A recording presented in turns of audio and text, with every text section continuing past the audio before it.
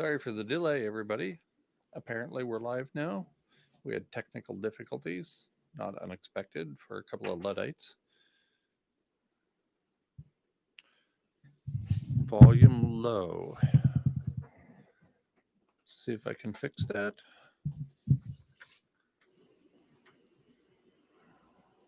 Talk into it. How's that? Is that better? Joey? Volume low still? Oh, that's better. Okay. Pauline said that's better, so I'm going to take her word for it unless somebody tells me differently. I can hear you fine. Volume is not low. Shut up. Oh, wait a minute. Nobody said shut up. Anybody? Anyway, welcome everybody. It's Tuesday, July 14th, 2020. This is our first live stream outside of a few we did on tour for presentations years ago. So, welcome everybody to the first live stream of this kind by the Nature Bass Last YouTube channel. I want to start with a brief introduction of a couple of relatively important matters. By the way, this is open to questions, so fire away anytime. I'll try to keep up, and I suspect if I miss one of the questions that goes screaming by, Pauline will remind me that it's there. Or maybe when you post a question, you should copy and prepare to paste it again, so maybe I'll see it the second time. Okay. The NOAA, the National Oceanic and Atmospheric Administration, posts an Arctic report card every year at the end of the year. So they do this after the end of the melt season. Last year, the report card indicated that on September 18th, 2019, there were 4.15 million square kilometers of ice in the Arctic Ocean. The Arctic Ocean, as most of you know, is very important. The Arctic serves as the air conditioner for the entire planet. So 4.15 million square kilometers, bear in mind that anything less than 1 million square kilometers is called an ice-free Arctic Ocean. So because it's difficult to determine those last million square kilometers, and they're scattered here and there in various bays and coves, they define an ice-free Arctic Ocean as 3.15 million square kilometers less than occurred last year at the end of the melt season. Again, the end of the melt season was September 18th, 2019, with 4.15 million square kilometers, tied for the second lowest. But bear in mind that volume is critically important here. That's just extent. Extent is particularly important with respect to albedo or reflectance. Volume is important with respect to the melt rate and how many more weeks, years, months, and so on we might have remaining. So in NOAA's Arctic Report Card 2019, they indicated that the 13 lowest extents in the satellite record, which begins in 1979, all occurred in the last 13 years, from 2007 to 2019. In March of 2019, at the beginning of the thaw season, really, old ice was 1.2%. 1.2% of the total ice cover. So old ice is defined as being older than 4 years old. So ice older than 4 years old comprised very little of the remaining ice at the beginning of the melt season last year. So we had we tied last year for the second lowest ice extent on record, but the volume was very low. That's important to keep in mind. I want to return to a blog post I wrote August 1st, 2016. Yes, nearly 4 years ago. It was based on a post written by Sam Carana about 2 weeks previously.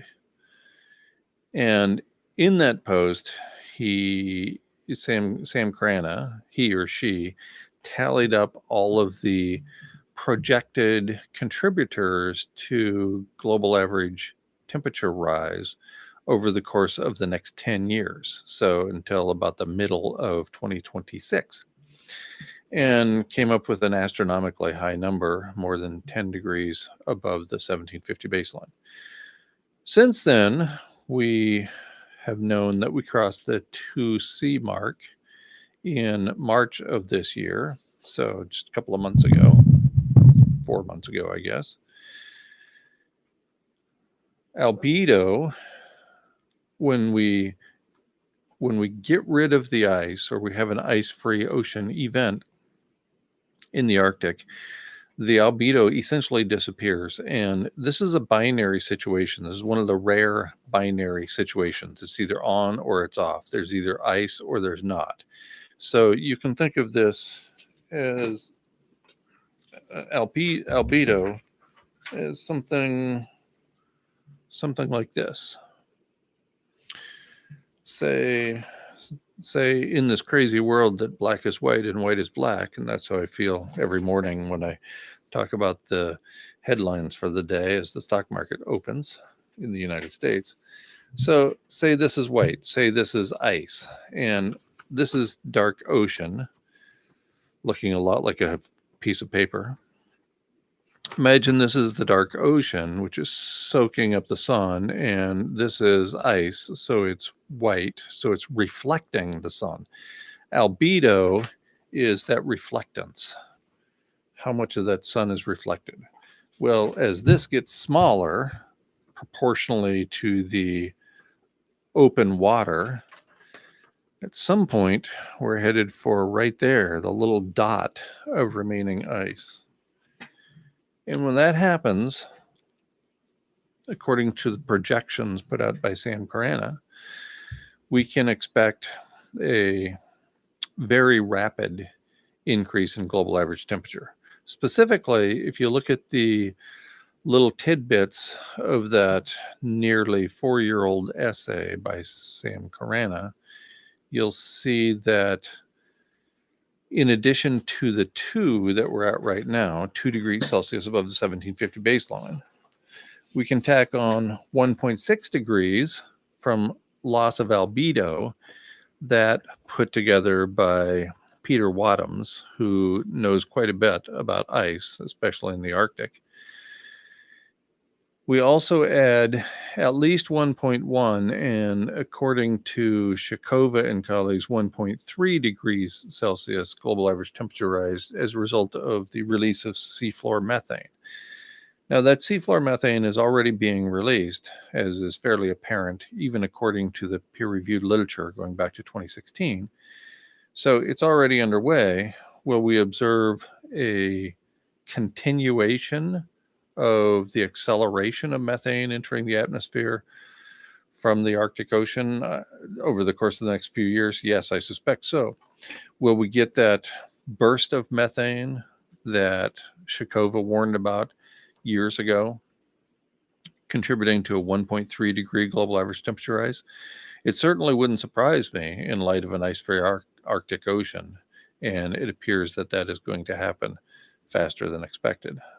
So that would add, according to Crana, 1.1 degrees, but according to Shakova and colleagues, would add 1.3. So let's go with the more conservative approach. So we're already at +2. We would add 1.6 for loss of albedo.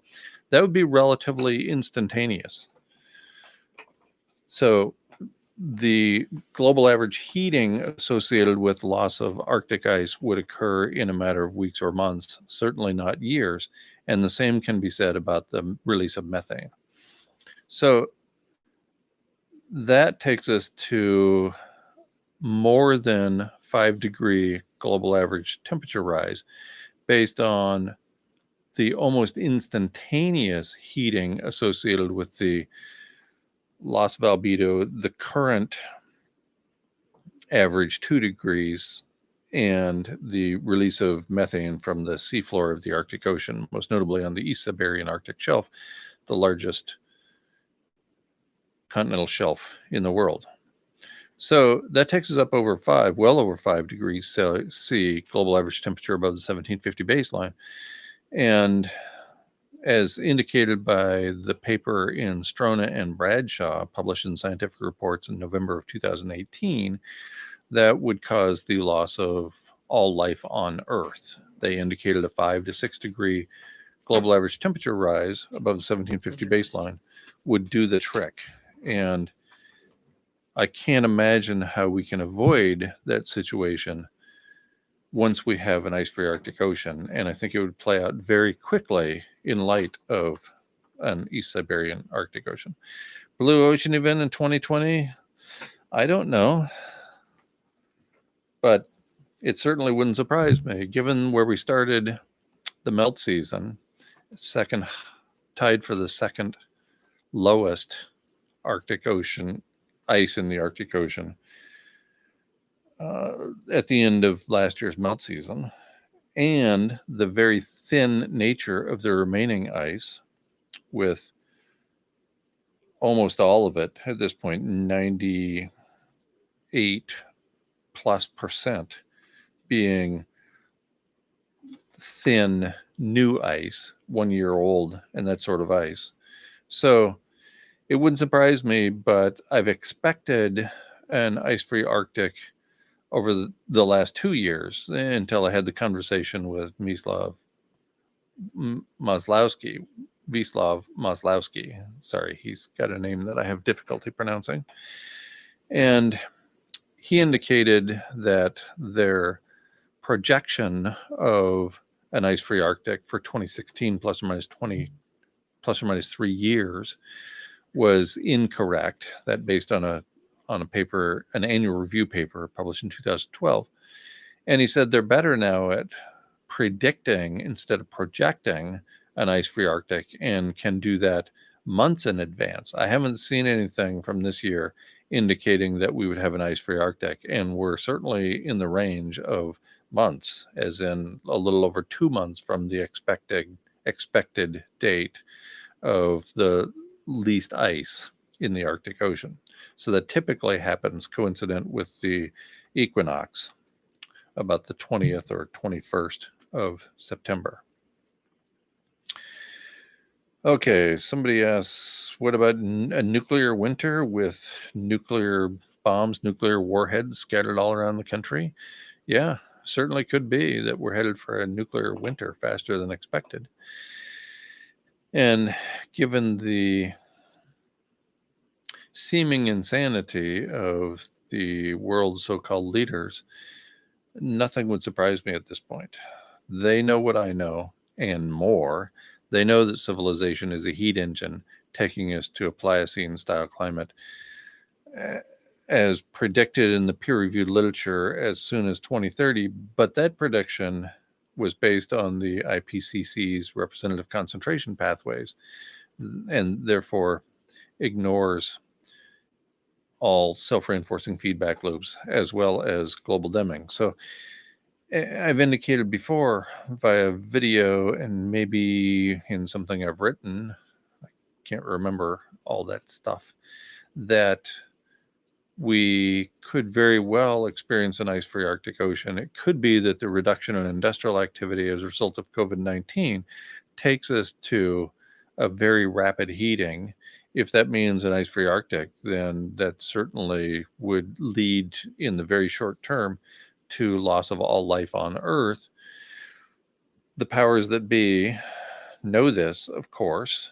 And does that mean they will trigger nuclear war in an attempt to cool the planet? It takes a lot to surprise me these days, and that would not surprise me at all. Thoughts on loss of La Nina? Based on a paper published, I think it was 2013, I included it in one of my recent journal articles, or maybe in the one that's in press with the Journal of Natural Sciences. I have one that's supposed to appear in the August issue of the Journal of Natural Sciences, but will actually be posted probably on July 31st. And let's see. The next El Nino Southern Oscillation is forecast to occur in the Northern Hemisphere autumn of 2020, based on a 2013 paper by Ludescher and colleagues. And as I've explained before, the ocean acts as a battery storing carbon dioxide and also heat. And during an El Nino Southern Oscillation event, much of that heat and carbon dioxide is released from the ocean and spreads around the rest of the world. So if that prediction is accurate, then we are leaving the La Nina cycle and headed into an El Nino Southern Oscillation. If it's strong enough, it will tip the scales beyond the point of human habitation. Bear in mind that when the global average temperature of the planet was around 1.7 degrees Celsius above the 1750 baseline, James Hansen and colleagues put out a paper indicating that was the highest temperature observed by our species so far, Homo sapiens. So that suggests to me that a rapid rise in temperature above where we're at now would be sufficient to destroy all habitat for human animals in the very near future. So I think that answers the questions I have in front of me in any event. So anybody else, please fire away.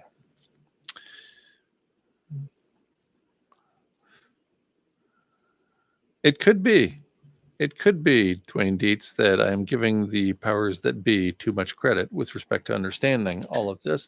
That could be, but I thought they hired all those analysts so that they would know what's going on in the world, but maybe not, and especially given the person currently sitting in the Oval Office in the United States. It seems that the level of crazy is higher than it's been for a long time, perhaps in my entire life. And I thought my undergraduate years were kind of crazy. Somebody asked if we're making the rafting trip. We intend to make the rafting trip. That will have us leaving here, I believe, August 10th. We have shortened the trip compared to what we were going to do in the beginning.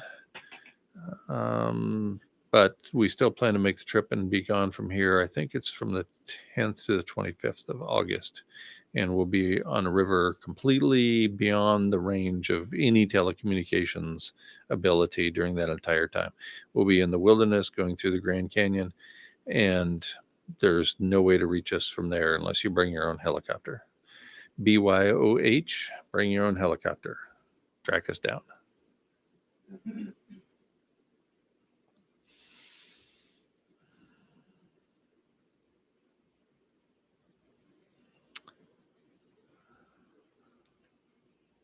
There's the alarming melting of Greenland and Antarctica. Yes, that's absolutely right. Antarctica is melting 3 times faster than what was it? It seems like about a 10-year period between, I can't remember what and what, but Antarctica is melting rapidly. Greenland is melting rapidly. Even Jason Box, who is arguably the world's leading authority on Greenland ice, has become looking quite nervous of late and indicating that we are in unprecedented terrain here. And again, that's loss of ice in Greenland means loss of albedo. So that's a self-reinforcing feedback loop as well, by which the loss of ice causes a darker surface and therefore an increased rate of melting.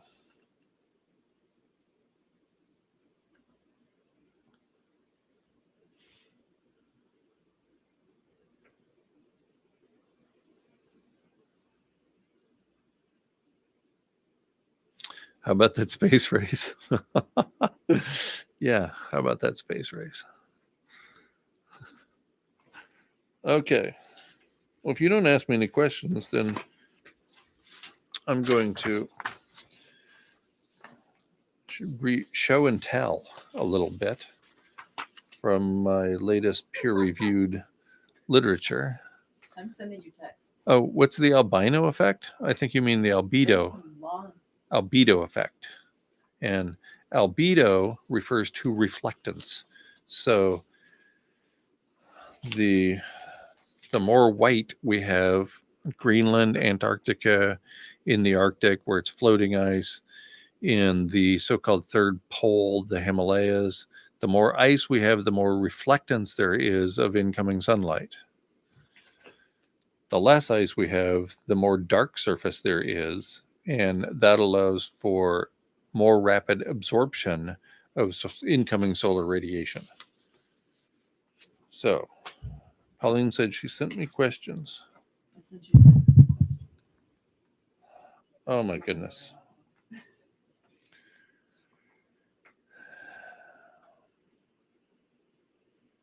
Does CO2 get dispersed equally around the globe, or are there areas that are known to have higher concentrations? CO2 ultimately gets dispersed equally, more or less, around the globe. Cities, epicenters of industrial activity, tend to have higher CO2 levels than elsewhere. This is why Mauna Loa is the premier recording site in the United States, is up on a mountaintop in Hawaii, away from industrial activity. So it's a relatively clean sample that is unaffected by short-term variations in carbon dioxide in the atmosphere. So that's where we typically get the numbers that we see so frequently repeated. For example, we're currently at more than 415 parts per million carbon dioxide in the atmosphere.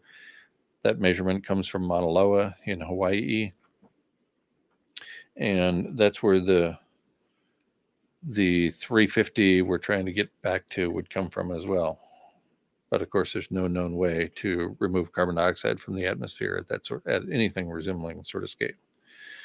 Hi, Guy. What is your opinion about the temperature C above baseline today? I have published in at least 2 recent journal articles that we are at 2 degrees or higher, 2 degrees Celsius above the 1750 baseline. So that's the number I'm going with. 85,000 flights a day. How many coal plants in the world? You always just mention the coal plants. I don't know how many coal plants there are. I know who knows, though. Your favorite online search engine, or maybe your least favorite one. Lots and lots of coal plants around the world producing those aerosols that are keeping our pale blue dot cooler than it otherwise would be.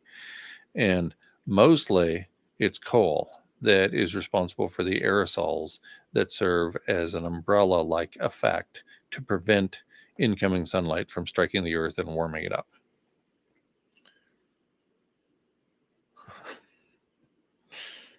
All right, seriously, what are we above baseline today?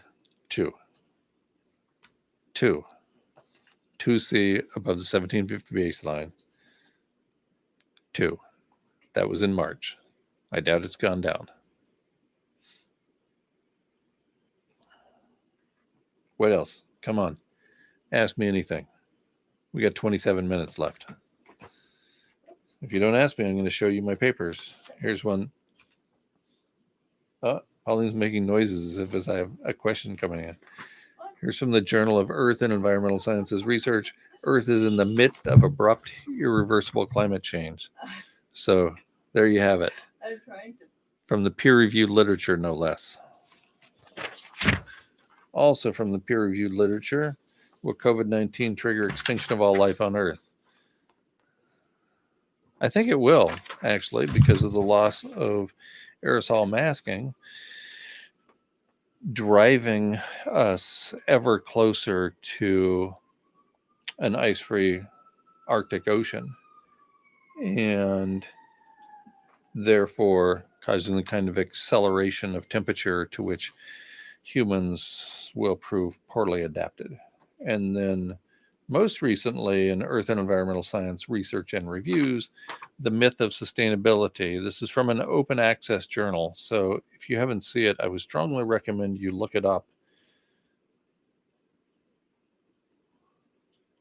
It's at NatureBats Last, GuyMcPherson.com, and it describes the impossibility of achieving what we claim to be striving for, which is sustainability. Okay, why is the CO2 reading taken from Mauna Loa? That's about 13,000 feet. A couple of reasons. One, at the time the measurements, well, three reasons really. One, at the time the measurements began in the 1950s, that was one of two national observatories in the United States. The other one was at Kitt Peak, and still is. Kitt Peak, not far from Tucson, Arizona, where I lived for a long time. And so these were federal properties with federal employees having access to the materials necessary to take the measurements. And Mauna Loa was selected over Kitt Peak for at least two reasons. One, the person who was interested happened to be working at Mauna Loa at the federal laboratory there. And it's sometimes called the Keeling curve, the carbon dioxide in the atmosphere that we see rising and then falling during the spring and early summer in the northern hemisphere and then rising. But in general, the trend is going up.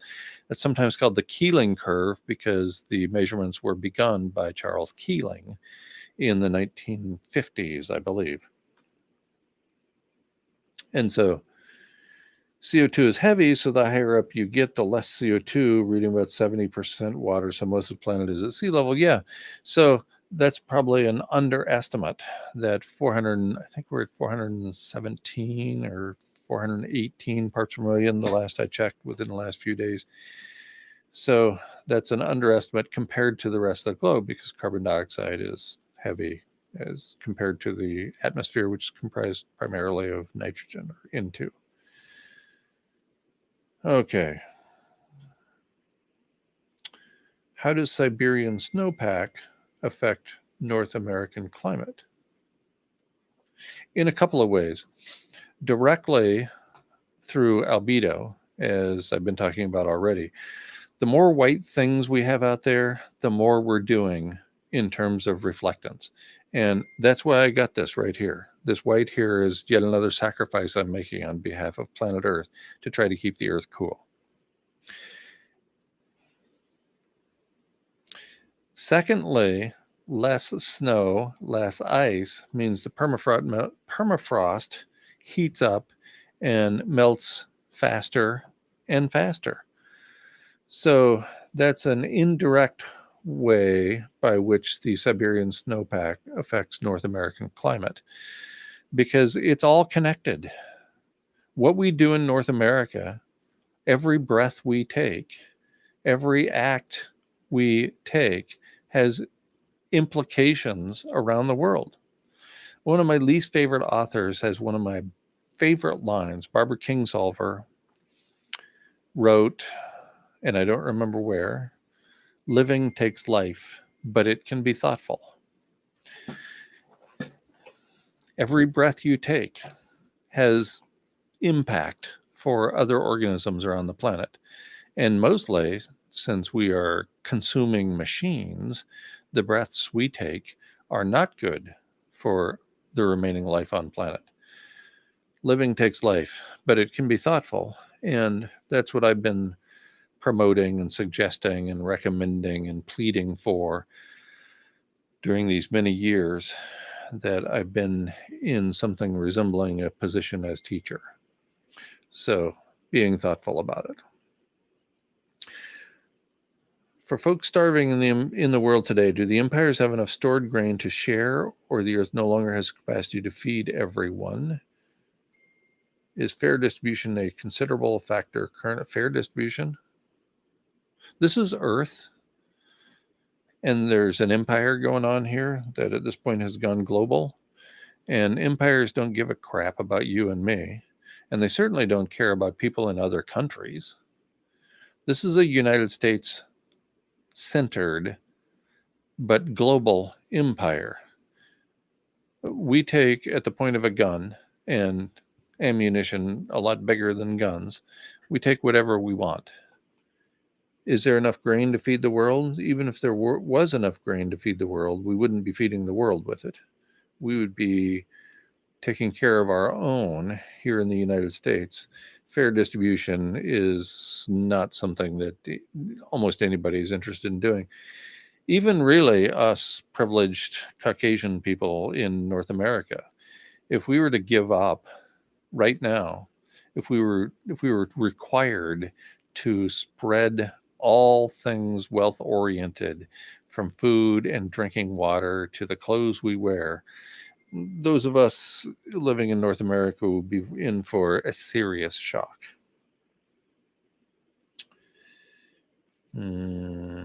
Someone brought up plate tectonics. Is it true that plate tectonic activity increases with sea level rise? It seems to make sense. Yes, absolutely. And it's a combination of ice melting off one plate. For example, in the North American plate, ice has been melting since 1750 at least. And water, which is heavy. If you ever gone backpacking and you were forced to carry enough water to get you through 3 or 4 days, you know that water is heavy. I've done that. Water weighs 8 pounds per gallon. That's heavy. I've done field research when I had to carry water to the research site and spread it around. That requires enormous infrastructure. Water is very heavy. So the water that melts off the North American plate as a result of climate change, you recognize it as ice, it melts, it goes onto the Pacific plate, and water is heavy. And so it lightens up the North American plate, causing it to rise. It makes the Pacific plate heavier, causing it to fall. And these are tectonic continental plates. And so there's all kinds of tectonic activity right here at the intersection between these plates. Suddenly we're seeing increased volcanic activity. And by the way, as nearly as I can tell, Sam Carana is a volcanologist. So he or she actually knows something about the physical sciences and the interaction of factors at those all-important continental boundaries and plate boundaries. Okay. I'll ask again, is an abrupt irreversible locked in due to current and future CO2, CH4, and other greenhouse gases, latency and residency rates, not to mention Greenland permafrost, ocean temperatures, and more? Yes, absolutely. That's why I was waving this paper in front of you. One of these papers. Yes, see? Even the peer-reviewed literature, citing peer-reviewed sources, says that we are in the midst of abrupt and irreversible climate change. It's happening now. It's not something for the future, although it will be worse in the future.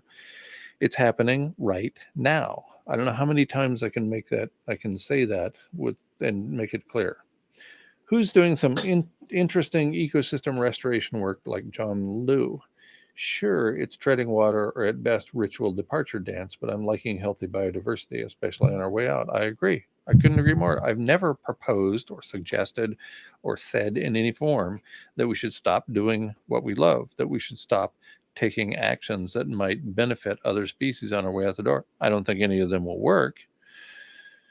Again, based on my recent peer-reviewed papers, the evidence indicates that none of that will, quote, heal the planet. But there's something to be said in terms of our character for taking right action and not being attached to the outcome. Again, I've been suggesting this for years now. How much accuracy do you attribute to the 2 degrees C? The evidence put forward by Sam Carana is solid. So if it's not 2C, it's at least 1.8, 1.85. 1 was the tipping point, according to the United Nations Advisory Group on Greenhouse Gases. In October 1990, they indicated that beyond 1 degree C, we're going to be seeing the kinds of tipping points that we are already seeing, that we have been seeing for years, literally for years. So I would argue that 2 doesn't even matter, except to politicians who will continue to lie about it. That 1 was the real tipping point, and climate speaker and writer, can't remember his name now, said in a presentation that's linked repeatedly on my blog that it 1 degree is not the tipping point, that it's 0.5 C or less. And that occurred a long time ago, probably before most of the people in this conversation were alive. So I don't know who's doing the interesting ecosystem restoration work. I've been focused strongly on abrupt climate change for a long time, so I lost track of all of my former colleagues that were doing the other work in terms of ecosystems. When will they raise the baseline to 2.5 C to prove that all is to prove that all is well? I don't know. And instead, what we see is a shifting baseline going on right now. It used to be that the Industrial Revolution began in 1750, and then suddenly it began in 1800, and then suddenly it began in 1900. And now I'm seeing as the baseline 1980 to 2010. Now, obviously, that's crazy, and it ignores the first, 190 years of the Industrial Revolution, but that's the easy way to get people who aren't paying particular attention anyway and who don't know a lot about climate change to not know anything at all about climate change. When you promote these ideas that we can shift the baseline, that's all we need to do to make the world a better place, of course that's going to happen. Let's see. Would 2.5 C over baseline by Christmas be too wild? No, it wouldn't surprise me at all. In fact, if we have an ice-free Arctic, or if we have a sufficient decline in industrial activity in the United States, and therefore around the world, we'll almost certainly see an abrupt rise to 3 C above the 1750 baseline.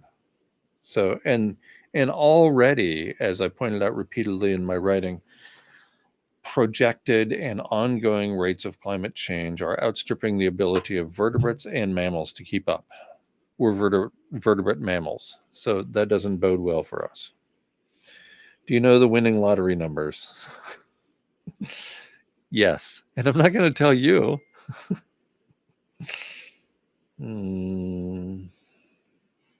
Once humans are gone, will Earth eventually stabilize and recover before all life is gone? No, no way.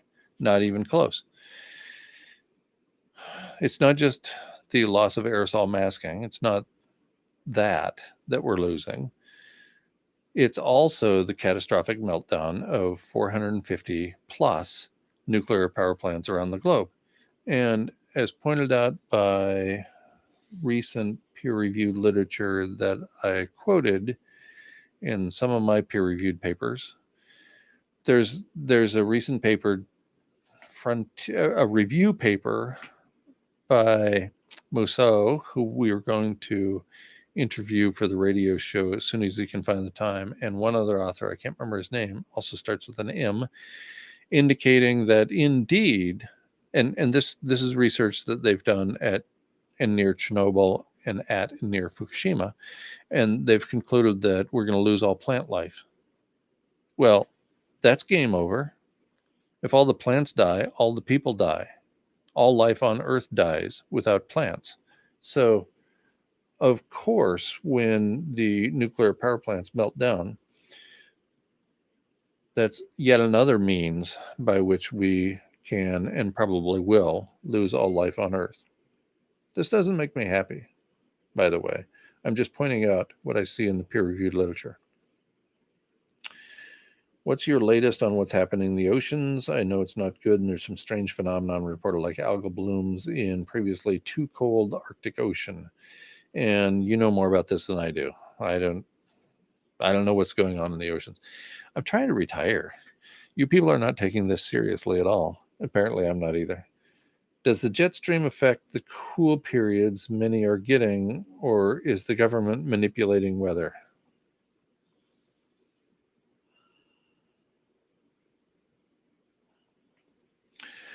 The jet stream is affecting the cool periods without question. Please take a look at something called the Polar Express. Just type those words into your favorite search engine, Polar Express, and you'll see all kinds of evidence put out originally by Jennifer Francis at, I think, Rutgers, and she was attacked vociferously by other climate scientists for this crazy idea of hers that the jet stream would change and that would affect all kinds of circulation patterns around the globe. And then, of course, she was proven right. I don't think anybody's issued her an apology. For that matter, I'm still waiting for a few thousand myself. And no, the government is not manipulating the weather. The government, one, can't get their heads out of their own asses, and two, can't manipulate a school lunch program. What makes you think they're manipulating the weather? How about noctilucent clouds? They're coming in too fast. How about noctilucent clouds and climate change? Yes, as I pointed out in my long essay that I stopped updating in sometime in 2016, and I would encourage everybody to read that if you haven't already. It's only about 33,000 words with about 1,000 links. So be sure to visit all those. And then you'll know that noctilucent clouds are a sign of abrupt climate change. So those lens-like clouds that some of you are seeing along towards dusk are an indicator of abrupt climate change. Based on company that sells CO2 meters, 3% needs to be added for every 1,000 feet. So off the top of my head, CO2 at sea level is about 560 parts per million. Yeah, and we also know that at relatively high levels of carbon dioxide in the atmosphere, people start displaying behaviors indicative of brain damage. I don't know if it starts at 560 parts per million, but that might explain a lot of what's going on here in Central Florida. What are the top 3 phenomena we ought to watch for going forward? 1, reduction in industrial activity. 2, and that's because of the effect on aerosol masking. 2, the current and projected level of ice in the Arctic Ocean. And 3,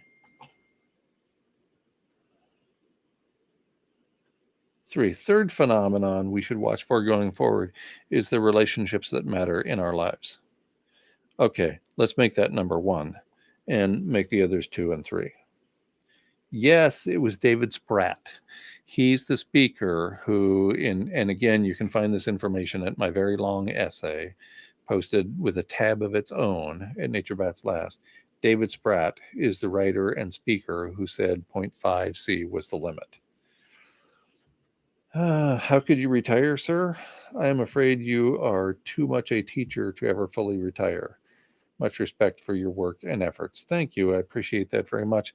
I tried to retire officially more than 11 years ago. You can see how well that turned out. All that's changed so far is my audience. It's no longer young people clinging to my every word. It's people who look a lot like me, not paying much attention at all to my every word.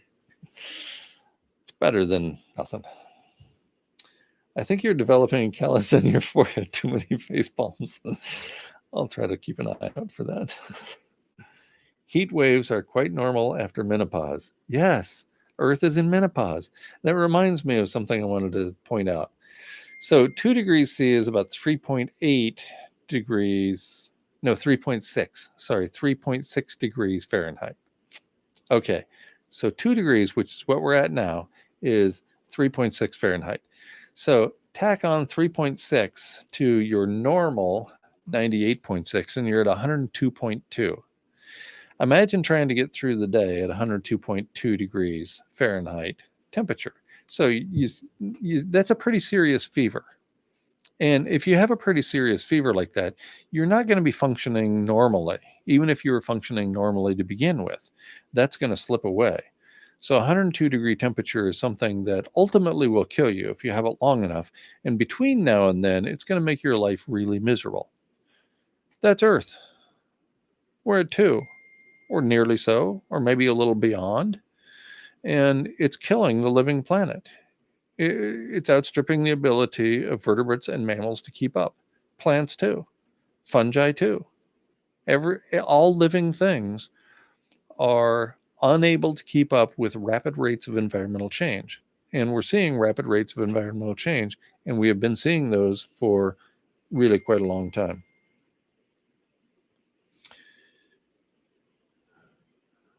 What do you first read after waking? I reach over, get this phone, which is on my nightstand, and read my email messages.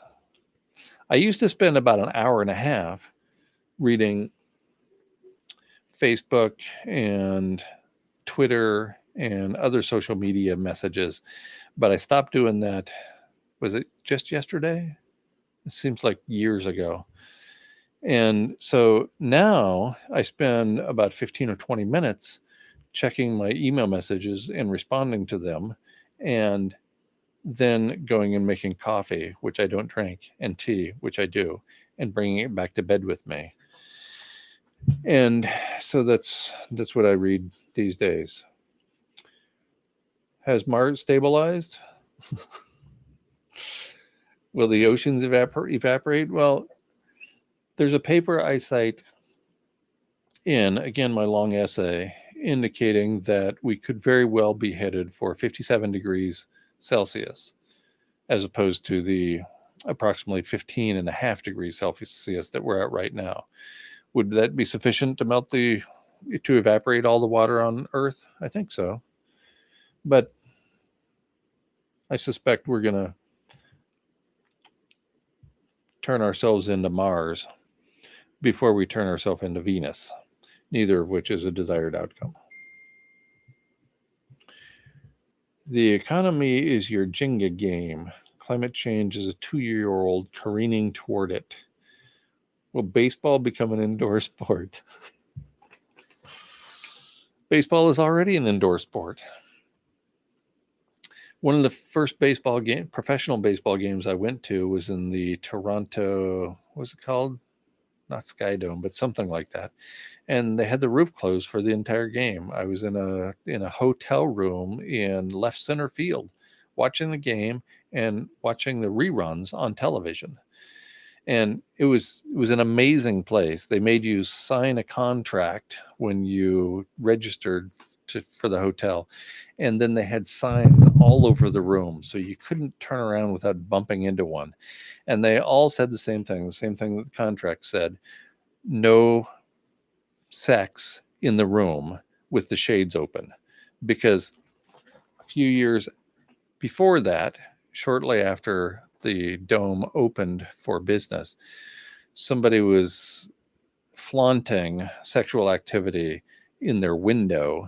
And of course, the television camera went right there. And so everybody who was watching the Toronto Blue Jays play baseball on that particular evening got an interesting show. I don't know why baseball, indoor. Right. Pauline and Guy should retire to Kino Island. Just saying. I think you all know where that came from. Do you think the record-breaking temperatures in the Arctic are the result of the loss of dimming from the shutdowns? Yes, I think there's a combination of factors here that are contributing to the so-called heat waves, which don't appear to be leaving. So I'm not sure they're heat waves as much as they're just emblematic of increased heating. And I think that's from the loss of aerosol masking or global dimming, loss of the dimming as a result of shutdowns. And that evidence for that idea has popped up around the planet now, first in a region over China, over Wuhan specifically, where the virus first affected industrial activity, and then in India, and then in a relatively large area in Eurasia. So that's one of the things I think is happening. Also, I think there's methane and carbon dioxide being released from melting permafrost on terrestrial land, and also being released from the oceans. And you look at the measurements for atmospheric methane around the planet and the stations up in or near the Arctic Circle. And that supports the idea that methane is contributing to rapid increase of temperatures in that part of the world.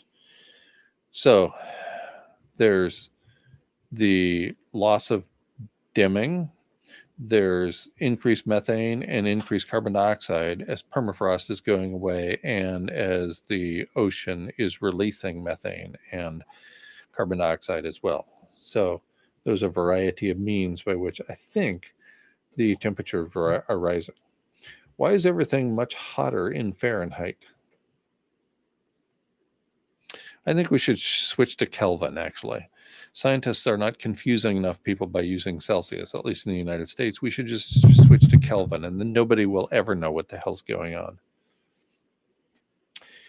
Human love solidarity jokes. So what if I don't know what apocalypse means? It's not the end of the world. Right, it's not the end of the world. However, we have arrived at the end of the show. I don't see any more questions coming in. So let's say another 4 minutes until 5 minutes after the hour. And if you don't have any questions, I'm going to bug out. We'll try really hard for the next one of these to get the technology pinned down so that we can start exactly on time. It's the first time doing this since YouTube changed a whole bunch of things about live streaming, including the ability to use a remote camera. So we're struggling with the technology. When I say we, I'm not struggling with it at all. I see the word technology and I flee screaming from the room. So Pauline has had some difficulty with technology. Sorry for our late start.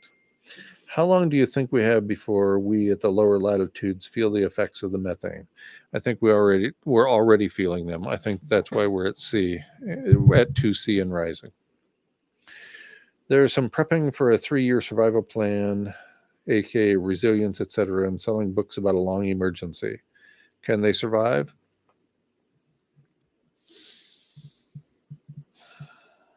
Ultimately, no, of course not.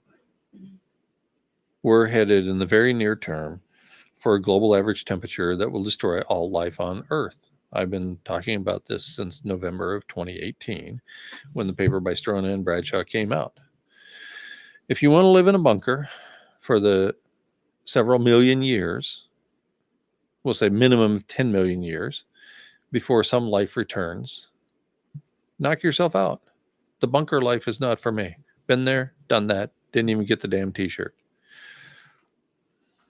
So if you want to go that route, that's fine with me. Let's see.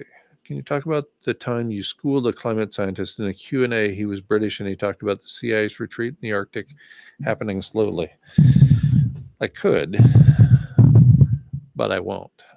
This is not the time or place for it. Are we to understand we may have as little as a few months left before mass death begins? Are specific areas more vulnerable? Yes, we are to understand that we may have as little as a few months. In fact, I'd be surprised if we didn't have the effects of the shutdowns manifesting during the crop harvest this fall.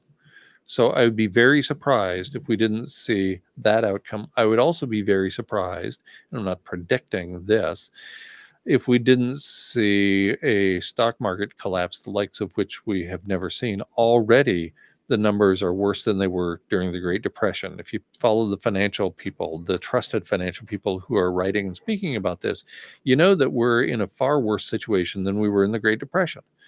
Unemployment rates in this country, in the United States, are in the neighborhood of 50% when you actually measure the real unemployment rate. So horrible things are going on right now. Could we have as little as a few months? Yes, and it wouldn't surprise me at all. In fact, I'd be stunned if this gray-headed man was walking around at the end of November. But I've been wrong about that little notion before. Let's see.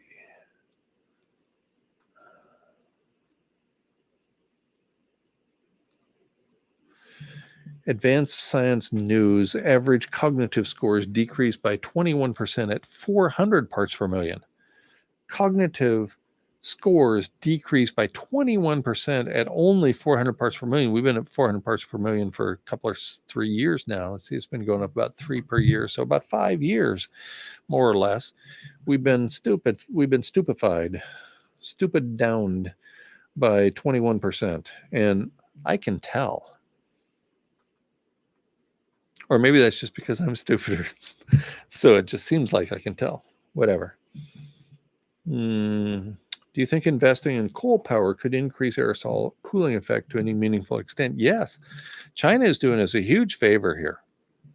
What people don't understand, who don't understand the aerosol masking effect, is that China building nearly a coal-fired power plant every week. Is it every week? Is it every day? It's very, very frequently anyway. And bringing them online, they're doing us a huge favor in terms of aerosol masking.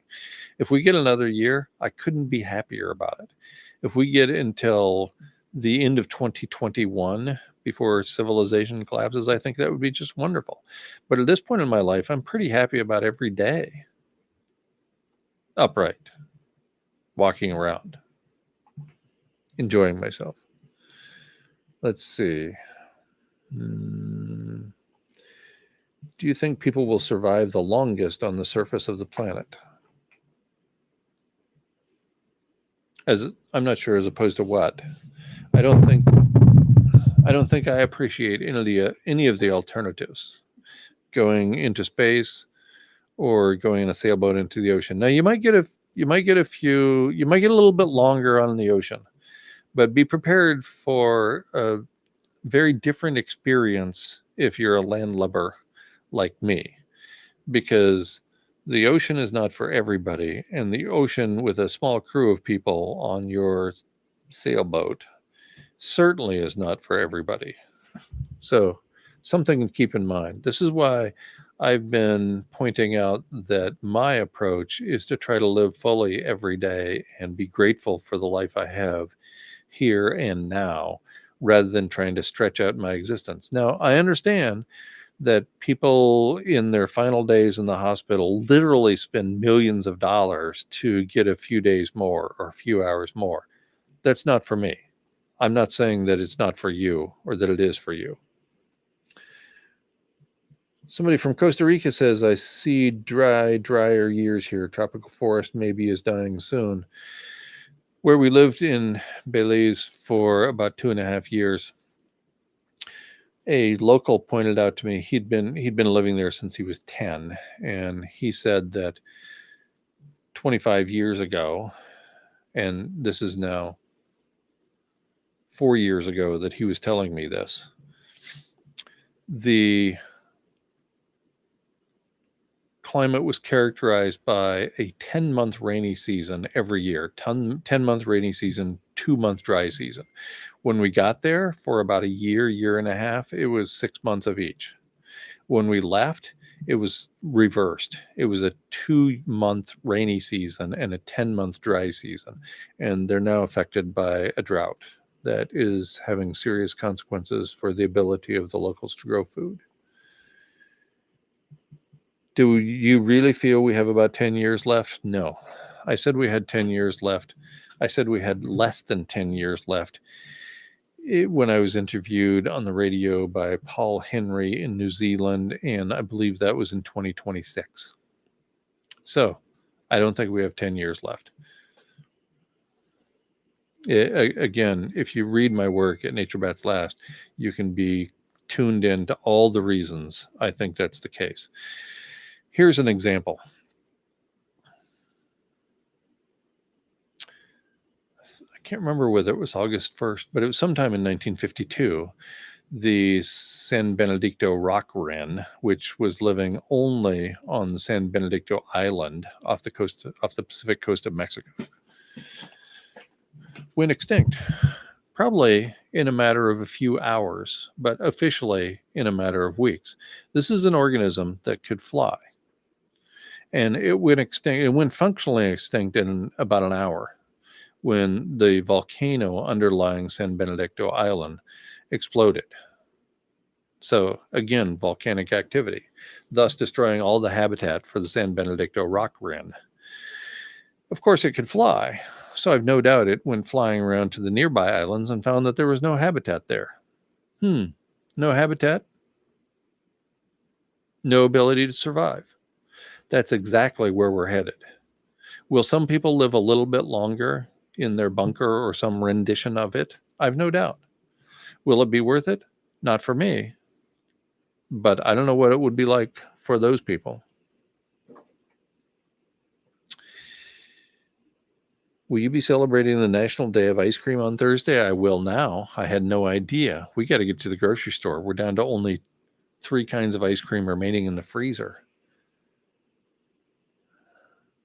Ask them to like this video and to share it. That's what it says in all uppercase fonts. So somebody is serious about this. July 14th, that's in 2 days, isn't it? Is Pandemonium Day, an annual celebration of chaos and disorder. Pandemonium Day is a reminder of the chaos and uncertainty that marks most of our lives. That's today. Wow, that's today? Today is Pandemonium Day? Yeah. That's probably why we're putting out this video today, isn't it? I disagree with George Carlin about this one. George Carlin was looking forward to chaos. That's what he said in one of his last interviews. He really was looking forward to chaos because he's been preparing for it his entire life. I'm not. I've not been preparing for it my entire life. I've been preparing for it mentally, intellectually, emotionally. But physically, thank you for pointing out that the 14th is today. Yes, I don't keep track of the days. I try to keep track of the minutes. What's your favorite color? Okay, last question, then we're out of here. My favorite color today is red. Oh, by the way, I'm severely chromatically challenged, so I wouldn't take my word on what my favorite color is because I might be wrong about that. Thank you, everybody, for tuning in. Let's do it again sometime.